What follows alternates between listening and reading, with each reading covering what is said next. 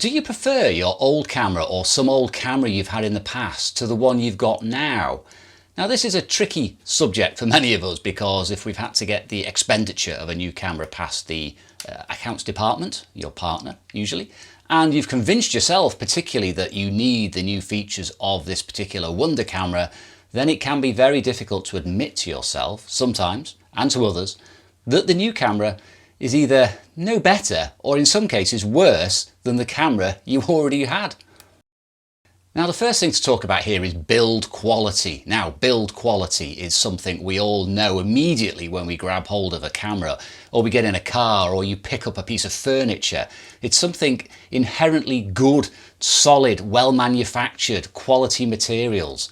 Now in cameras you will typically find that over time camera design has been so complicated and so technical that the equipment is having a much shorter lifespan.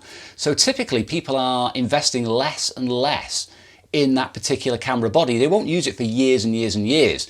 Time was people would buy a Hasselblad and use it for 30 years. These days 4 or 5 years is typical for a camera body.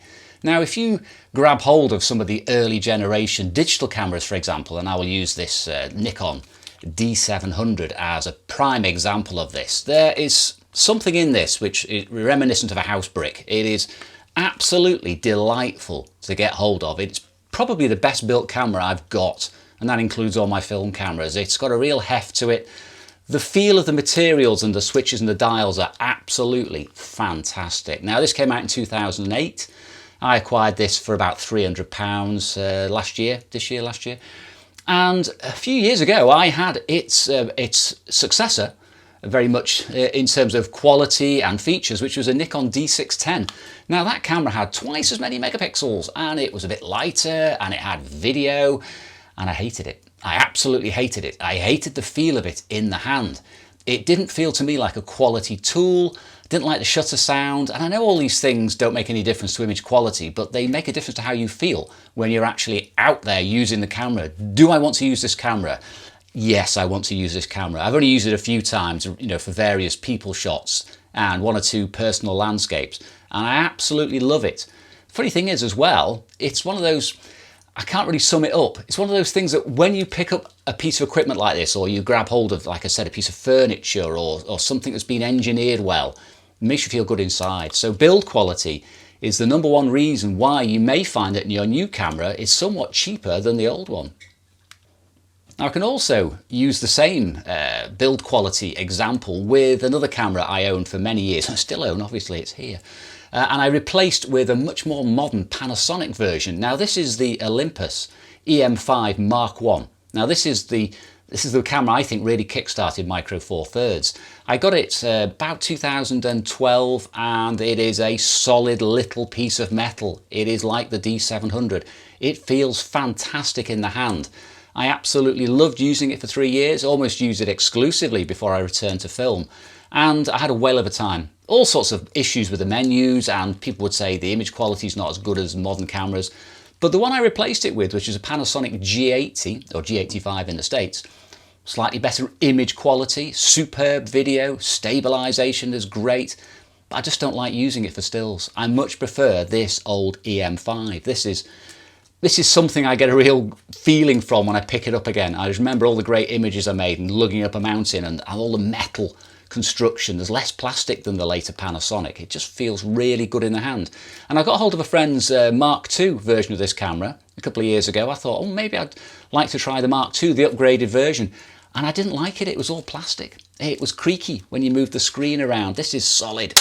It's really well built. They threw everything into this one to get it right, and they got it right. So there's another good example where build quality seems to have dropped off in the later models. Now the next thing I must touch on is unnecessary features. Now we've all suffered from this. You can imagine it in your car as well, where you have a menu system to set how long the lights remain on after you press the door close key or something else, and a myriad of options which you will never explore. You would have to spend months trying to master the menu system to do all the various settings, when at the end of the day it's shutter speed, aperture, focal length. It's pretty straightforward at the end of the day what we need a camera for. So cameras tend to gain features as they mature. You will go back to the Mark 1 version of a camera, and again, you can pick up something like this, which is quite simple, EM5 Mark 1. And as you get to the later versions, there are hundreds of options which you will probably never use. You will almost certainly forget how to access them, and they may actually get in the way. There may be more function buttons, there may be more dials, more switches, more sub-function menus, dials, etc, etc, and none of which actually are necessary for your photography. They're there for marketing purposes. They are there for the 1% potentially of people who may need that feature to dial it in, but for the vast majority of us, those features just get in the way. Now, something quite controversial and touchy here will be image quality. Now, I'm referring obviously here to digital cameras. Film cameras, it depends on the film you put in the camera. As long as it holds it flat and advances it, it's the lenses. Now, with digital cameras, these sensors have improved over time, but I say improved. They have improved in terms of their resolution and their lack of noise and their shadow detail. Oh, that's got better, and the processing's got better. But sometimes, and I'm sure I'm not the only person out there, you will look back at some of your old images taken with typically lower megapixel cameras, like again this D700, 12 megapixels, or the M5, 16 megapixels. And you'll look at them and you think, do you know what? It may not have the resolution, but I absolutely love the colour. I love the look. I love the way the image is rendered. I like the processing. I mean, the colours on some of these old Nikon shots are fantastic. They're just so natural. They just call out to you. And like I say, with the Nikon, the D610, I wasn't as keen on the colours and the extra resolution. I just didn't need it. Same with the Panasonic G9, which replaced my little EM5. It's wonderful and it's sharp and it's cleaner, better shadow detail, but I prefer the EM5 images for some reason. They're probably more film-like, to be honest, to my eye. A little bit of texture in there. Colours to my eye are a little bit more natural, a little bit more realistic. So image quality is different, not necessarily better with your newer camera.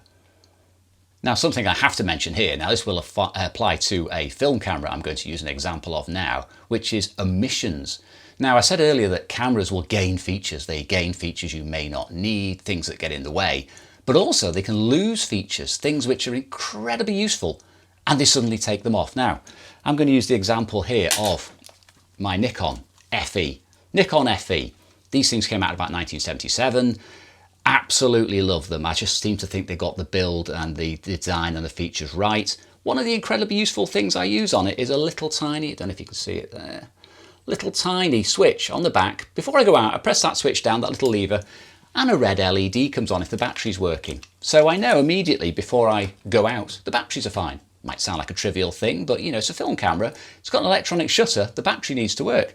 So here we are with the beautiful FE2, the upgraded version with a faster shutter. It's got more features and it hasn't got the little battery check on the back. So it's a pain when little things disappear, things that you like. You may lose something like a depth of field preview button on a later film camera that was on an earlier film camera. Just things that niggle you. They're not major, but they're just niggles and omissions. Now finally, to sum it all up, the thing that you get with some old cameras is a feeling. It's just something you can't quantify. Again, you're talking about your higher quality resolution of your modern digital cameras. Fantastic. They've got mirrorless features. You can do everything with them now. So why'd you miss that old camera, that feeling you had when you used to go out with it? And if you pick up something and get a feel of it, it just makes you want to shoot.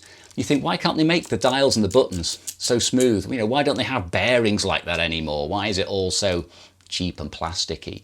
Well, there is something in that with all cameras, and over time cameras typically have got cheaper, and lenses as well, as they've moved to more automated construction, more polycarbonate in there, less brass, less aluminium, less metal, less expense, and that lightweight cheap feel passes over into your photography. Sometimes you think, oh, I'll just take the pictures and put it back in the bag, it does its job, but I'm not really engaged with this camera. Whereas some cameras, and the FE is a great example for me again in a film camera, this thing is absolutely delightful to use. The wind-on feels superb, the shutter sound, the mirror, all the dials work and all the levers and catches. That's 45 years old now and it just works like new. So there is something in older cameras, and your older camera may have had it and your current camera may not. Even though you love the quality, you're missing something.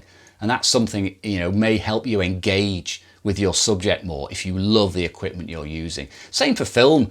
I mean, in film terms, you know, the later films are typically sharper and cleaner and less grainy. But some of the older films like HP5 Plus or Tri-X, you may prefer the look of. Technically, the manufacturer may say the new films are better, but you love the feel of the older thing.